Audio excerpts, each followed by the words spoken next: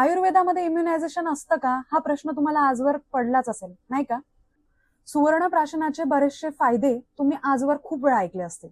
तसेच इतर पॅथीज कडून सुवर्णप्राशनावर भरपूर टीकाही तुम्ही आजवर ऐकल्या असतील. सुवर्णप्राशन म्हणजे काय? एखादी सोन्याची अंगठी किंवा दागिना उगाळून देणे, किंवा सोन्याचा एखादा दागिना हा पाण्यात उकळून ते पाणी बाळाला देणे, किंवा सोन्याचा दागिना उगाळून तो मधासोबत बाळाला चाटण देणे, हे सगळं सुवर्णप्राशन आहे का? तर नक्कीच नाही. आयुर्वेदामध्ये रसशास्त्र या विषयामध्ये वेगवेगळी औषधी कल्प तसेच विविध धातूंवर शोधन प्रक्रिया करून त्यांचा उपयोग औषधी कल्पांमध्ये कसा करावा याचे व्यवस्थित वर्णन केलेले आहे.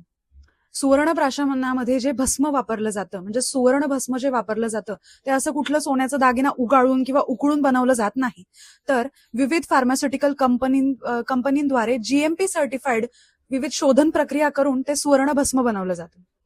आता यामध्ये वापरण्यात येणारं मध, यामुळे भरपूर वादविवाद झाले. जसं की मध वापरल्यामुळे बोटुलिझम नावाचा आजार होऊ शकतो, लहान मुलांना आयसीयू ऍडमिशनही करण्याची गरज भागू शकते.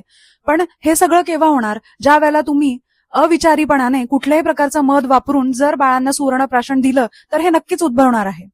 याच कारणामुळे शोधन प्रक्रिया केलेलं म्हणजे प्युरिफिकेशन केलेलं मध हे चांगल्या कंपन्यांद्वारे घेऊनच सुवर्णप्राशन बनवले जाते. त्यामध्ये औषधी घृत म्हणजेच तुप, ज्यामध्ये मेद्य द्रव्य असतं, जसं की जटामांसी, ब्राह्मी, वचा यासारखे मेद्य द्रव्य वापरून या सगळ्यांना एकत्रित करून एक प्रकारची प्रक्रिया करून जेव्हा आपण सुवर्णप्राशन बनवतो त्यावेळेला त्याचा इम्युनायझेशन मध्ये उपयोग होऊ शकतो.